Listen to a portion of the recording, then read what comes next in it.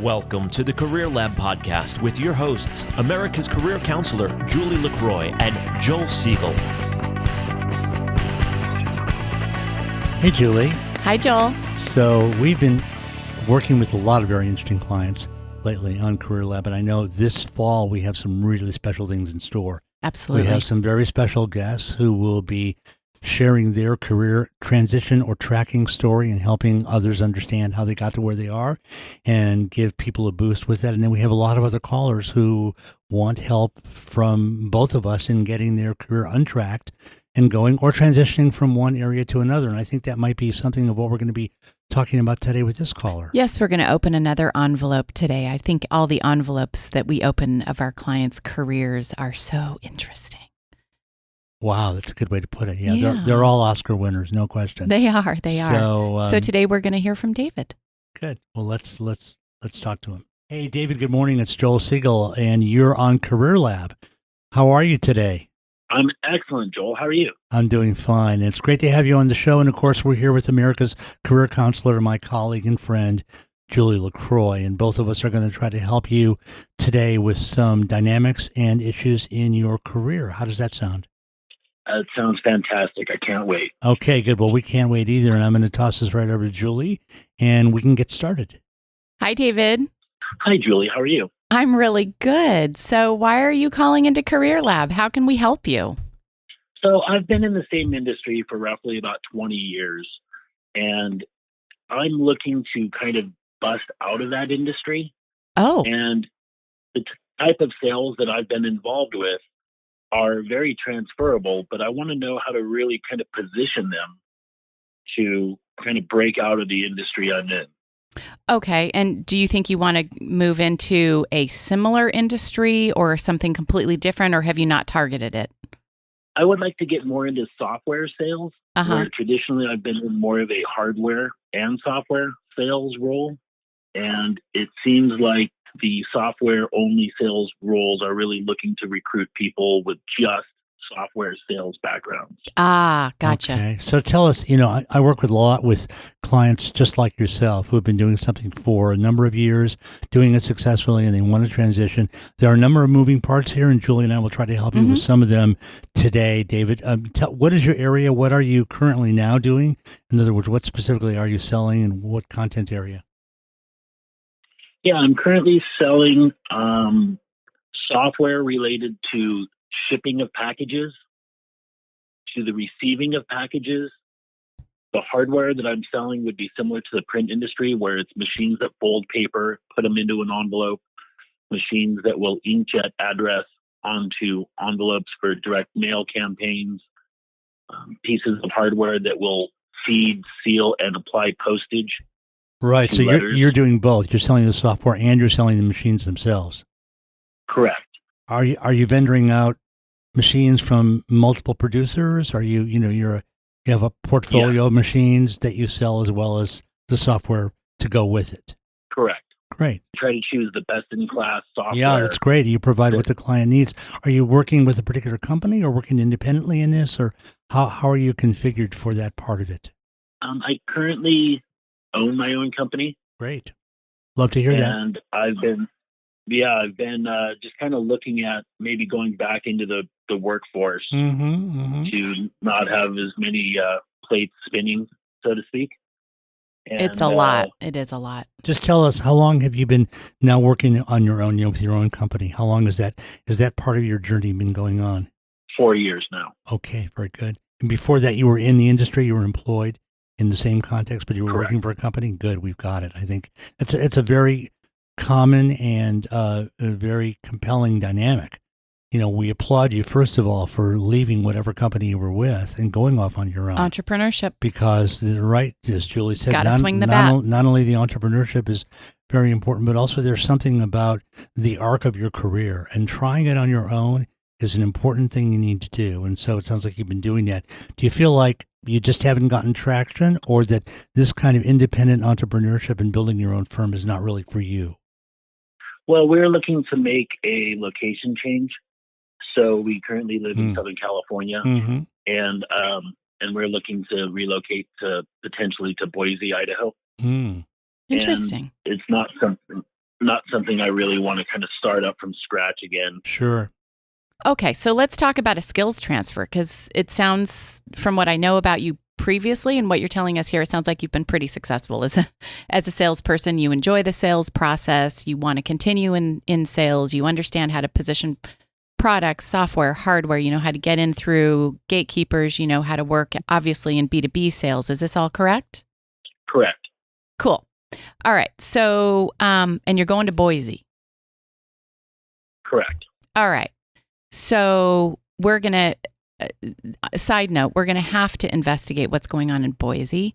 And if you want to target companies who are based in Boise, that would absolutely be one of the strategies you could employ. We could position your B2B corporate sales, hardware and software, into high-tech companies in Boise. Just that alone, the fact that you have pedigree coming from a larger company, entrepreneurship, and you have a proven history of getting through gatekeepers, moving into the Boise, Idaho job market, you probably would be able to cut right through. We could do some demographic research on migration and see what's going on in Boise, if people are coming in or out. But my guess is it wouldn't be too hard, if there are high-tech companies based in Boise, to get a job in Boise. My guess is they actually probably have to look outside their own regional labor pool and find remote workers of high quality throughout the country. So that right there, the job search economics are probably running in your favor. But I'm not really sure.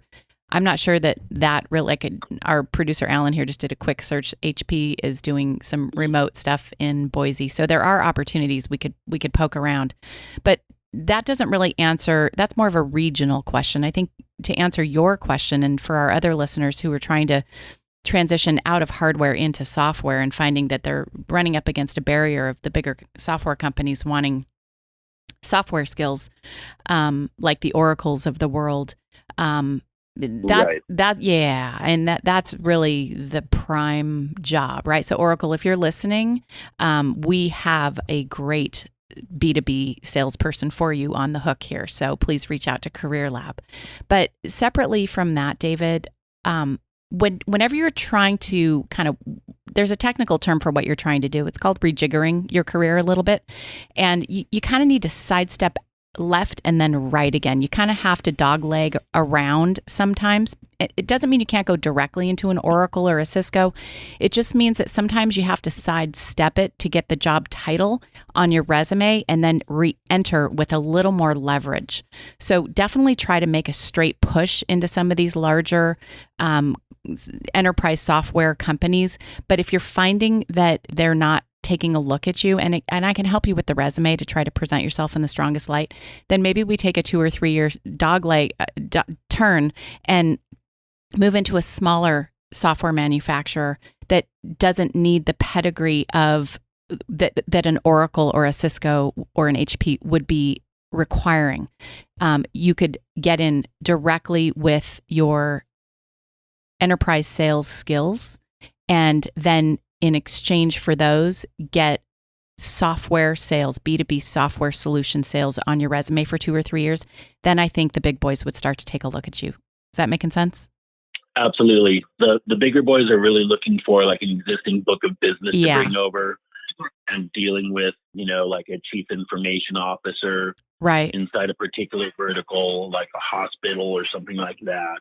Mm-hmm. Because the software sales tend to be very specific and vertical market driven these days. Right. So, but you would have a value add in logistics, shipping, and receiving. Any of the verticals that have to do with that, you would actually be. It would improve your ranking, so to speak. It would substantiate your candidacy for working directly in that vertical. Your knowledge of how that vertical works would be of great value to them, and they might then overlook the fact that you don't bring a book of business necessarily, or you might bring a book of business actually. Right. Are you moving away from hardware? Why are you moving away from hardware? Only because you don't see it as your future or the future, or it's more difficult for you because you've obviously been successful in it? Just curious. Well, the idea in my particular market is there's really a digital migration, right? So transactional mail as we know it is really going to Right. Electronic Right. transactions. Mm-hmm. So you probably are aware the post office first class mail is kind of dropping 15 to 20% a year, Right. Wow. year on year. So it's not, I feel like I probably have another 10, 12 years of sales left. And I don't want to be the guy going door to door selling encyclopedias, on my. Although you'd probably be good at it. Yeah, well, we don't want you to sell analog or digital encyclopedias. I'm sure you're just following sort of the digital migration in that context. That's good. Did you sell other business equipment though, like copiers, other kinds of things? Did you do leasing? Did you do any of that? No copiers Okay. per se. Yeah. Okay. Good. Because that's kind of a special niche that we could have talked about if you were doing. There are a lot of interesting software companies out there too that you might think about just from a niche perspective, because every job search needs a focal point, David. And I'm trying to come up with 2 or 3 different focal points for you. One, regionally in Idaho, I think you're probably a strong candidate for somebody based in Idaho for an Idaho based company. 2, definitely a smaller company. 3, definitely something in a larger company, up the mailing and shipping and receiving and logistics vertical. And then there's this whole new kind of micro market of software in document control, document processing. You might think about looking at those niche companies also, because using that as a focal point, you could consolidate your value as a candidate directly towards that, because you understand how documents are used and why they're needed and what formats they need to be in.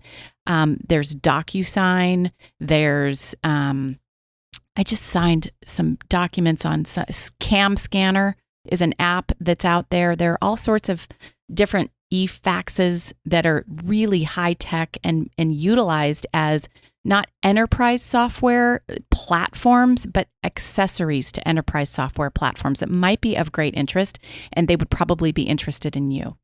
That's a good point. Thank you. Mm-hmm. Okay. So does that give you some things to think about? Absolutely. I know content management inside is a huge talking point right now in the industry, where everyone's digitizing stuff and it's all in different silos, but it's a real challenge to kind of get everything on a universal platform. And some of the tools out there that will talk to the different silos are gaining a lot of traction right now. So people who develop those platforms, does that interest you? Really well. Yeah, absolutely. Oh, well then I would come up with a list of those companies. And we can make a direct hit to them. They would be we can leverage your background, no question. I'm glad you brought that up, because Julie can help you with that. And also you are talking about an area that has a lot of vitality. There's no question that content management is robust throughout multiple industries and across multiple industries. I'm familiar with it from other engagements I have.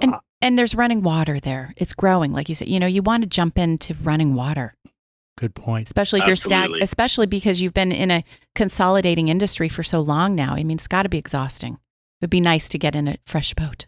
Yeah, where people are excited to talk about the solution and have it be like an add to their existing business software instead of just simply replacing something with a smaller unit. That's really kind of what we're talking about. Mm-hmm. Right. Very good. Well, I know that gives you some idea of where to move, and obviously Julie's talking with you about that. There's something else that we need to talk about today about your transition, David, and that is the whole idea of transition. Because this is a big issue. I find when I work with executives who are transitioning any which way, laterally, within sector, outside of sector, passion project, all kinds of transitions, this turns out to be one of the key factors. Now, in your case, apparently you're moving to Idaho, probably taking a family with you. And I'm wondering what your experience of the transition is so far and what you're concerned about in the context of your transition. Can you speak to that? I've lived in Southern California my entire life. I went to college outside of Orange County, but I've really kind of always been local. So I'm kind of excited about the opportunity. I mean, it's a lot of brand new firsts for me. So I'm not really one that has a lot of fear around that kind of stuff. So the only change that scares me is obviously just moving out of California. Everyone says you can never come back, but I don't really believe that. I don't believe it either. No, it's just a matter of what your expectations are. Mm-hmm. So, And if we may ask, you chose Boise for family reasons, geographic, geopolitical. What was the basis for that? Geopolitical, obviously, something a little bit more conservative than California. I think the school systems are a little bit liberal for my liking out here, and really just for overall quality of life. So, the housing prices are a third of what they are here. And the fishing So is good. Factor, the fishing's good. It stays light out until 10 at night. So after work, you can take your boat out and go fishing, and there's water everywhere. And it's a very similar. Trading the ocean for the lake. Have you spent any time in Idaho as a part of your transition? A total of 4 days. 4 days. Okay. Not a large group of time, but a little bit of time. And do you have family, or does your family have family back there? Absolutely not. Okay. Oh, you're going to have a lot of guests. Yeah. Okay. Well, I brought up this issue because it's key to any transition. And now that you've spoken to it, let me make a comment about that, because I'm really glad you said that. It sounds like for you, actually, your transition is going to be easier psychologically and situationally than it might be for a number of people. And here's why: because you're anticipating where you're going as being where you want to go. Right. And the lifestyle, that's why I said the word geopolitical, because I knew that was a factor. And the very things you commented on following that, the culture, the conservatism, the school system, and a number of other things, values, are probably things you're looking forward to getting there, and you will get those there. So that kind of makes your transition more of one of an anticipation, right? Correct. Good. Okay. Well, that must be a good feeling for you. we wish you the best. It sounds like you've had some real successes and you've taken some risks before, and to make some slight adjustments that will create foundational forward motions for you in your career, and then to take the risk of moving to a new location. It all actually sounds really hopeful, and sounds like a suite of really good choices for you at this time, David.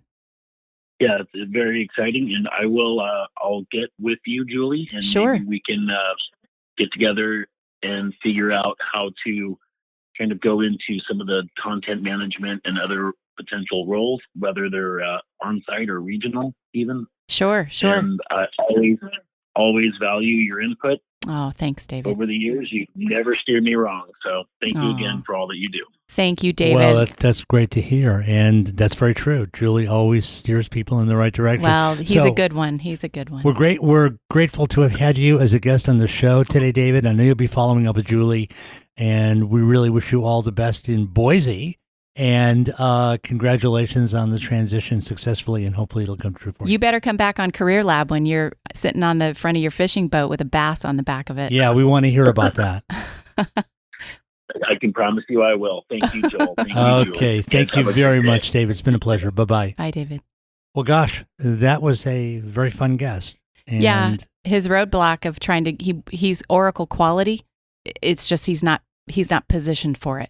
And he wants to get that, and I'm going to help him get that. Yeah, he seemed clear. I mean, the content management was actually the key block. That was it. He seemed to know where he wanted to go. The fact that he had a specific subsector that he wanted to be in, that is such a vital sector, as you described it, growing and bubbling. I mean, that was a key thing for him to be able to recognize, and then for you to be able to help him access and leverage. So, I mean, I think putting all those blocks together, plus it sounds like you have an existing coaching relationship with him, so that should work well. Yeah, I know his background pretty well. He's really stable. He's willing to take on risk. He's a good family man. He juggles balls really, really well, tries to always move it forward. Excellent sales, professional career in sales. The history is there. Everything you look for in a high quality candidate. And I would, if I had a large company positioning B2B software, I would have no hesitation sending him in to work with my potential clients. Yeah, no, I think he'll do well professionally, and I think you've got it teed up. So here's what I'd like to talk about. Yeah. This is an unusual situation in which he seemed to have it not only delineated where he wanted to go, but for some very specific reasons, which I asked him about, he began to highlight, and they all seemed very good. It seemed like he was anticipating moving to a place that would be a better fit for him culturally and in a lot of ways. And of course, that's what we all want to do. We would all like to be in a place that fits with who we are, the family we have, the cultural values that we have. So that all seemed very good. So I'm glad for David. Still a big change.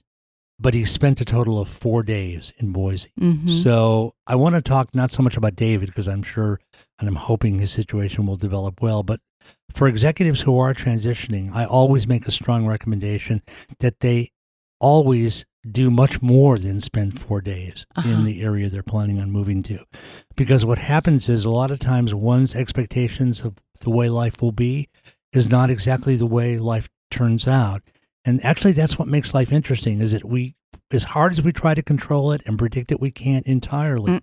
So in a transition, many times I work with executives who are moving, not necessarily from California to Boise, but a lot of different places, even internationally. And I always encourage them to get a foothold first and to find out what they're really getting into.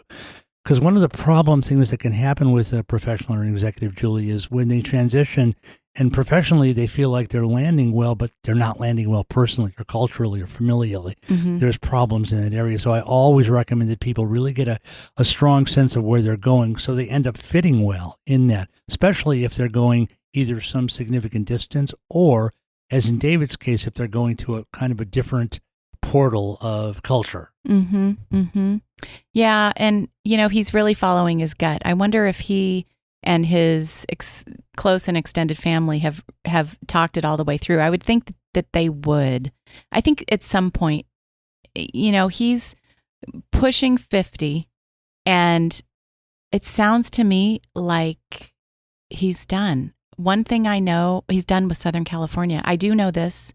He's raised one set of kids, and they're through college, and now he's on his second set of kids, and they're wonderful kids. He's got a new, relatively new family, and, it's all really good. And I think he wants a different experience with this. And I think that for this situation, and for a lot of our listeners out there who have a chance to try again, it's this time you can design the life you want. You don't have to live continuously in the life that's been designed for you. Yeah, that's a good point. I mean, of course, I don't know these things about David, and you're telling me a little bit of backstory. The backstory certainly suggests that this is a good decision for him, as I think we've agreed. One thing you did point out that also is a part of transitions that I want to stop and say, sometimes you do just get to a point where you're done with a certain phase. That could be a place, that could be a person, that could be a job, it could be a combination of all of those. And that's okay. That's a good thing. Chapters do close. That's an okay thing to be able to recognize that, because many times what happens with people is they know that a chapter's closing, but they have trouble closing it. Right. And so for that perspective, for this particular caller and for others, being able to know when a chapter is ending and bring it to a harmonious and healthy resolution is a beautiful thing. Yeah. It's absolutely a beautiful thing. And in fact, a lot of times I'm thinking of a doctor who has been a client of mine off and on for a number of years. And I often ask him, and he's been a physician for, I don't really know how many years, but probably over 40. And, at one point in one of our meetings, he said, I said, we were talking about concerns for the future. And he said, and I'm paraphrasing, obviously, but he said, I'm afraid one day I'll just get to my office and keel over and die and have a heart attack, and that'll be it. And so, it's important to recognize that, and by the way, he's eventually retired. So congratulations to him. Yeah, for sure. But during that part of my coaching with him, that was an important element, and he needed to bring that chapter to a close, as tough as it was. Sure. And the career life cycle includes a significant close as we disengage from the workforce. So I'm sure that was a real rebirth for him entering retirement. Separate topic and an interesting topic. Yes, very much so. So yeah, this is really, really fascinating. And, the last thing to think about, again, for those of you who have kind of pushed out of your career establishment arc in your mid-40s and are entering your early 50s and kind of trying to think about redrawing the next steps and making significant changes deliberately and methodically and carefully, the way that our caller today, David, is, there's a career change and a location change all at the same time. So those are large transitions. So reach out for help. Don't take on more than you can chew all in one bite, because sometimes to destabilize more than one role at once, or more than one significant category of support in your life at once, can be quite a shock to the system. So if you are going to make a big change, make sure you have the support you need. Well, that sounds pretty psychological and pretty accurate. It's true. It's very true. And I'm really glad to hear you say that. Yeah. Absolutely. So these are very important variables. And as I said, transitions are a key part of what happens. I would only add in closing that if you're the candidate that Julie just talked about, late 40s, early 50s, have done a significant amount of work in any areas, whatever the transition is, the closer you can get to what you want to be doing, the better. A lot of people have an opportunity when they make a transition, and it is scary because obviously you won't have the leverage, you probably won't have the income, and you won't have but if you try to move a little closer to where your heart is, it's great, because after all, that's probably your last chance to do it. And it's worth it. Yeah, you got to do it. You got to do it. It'll pay off. Okay, well, this has been great and so much fun. Yeah. See you around the block, kiddo. If you'd like to be a guest on Career Lab, send me an email. Visit CareerLabNow.com. While you're there, download my proven curriculum with over 200 entry-level job titles, samples of resumes which have snagged my clients the interviews they want, and a job search strategy that will work for all junior professionals like you. Visit CareerLabNow.com. CareerLabNow.com.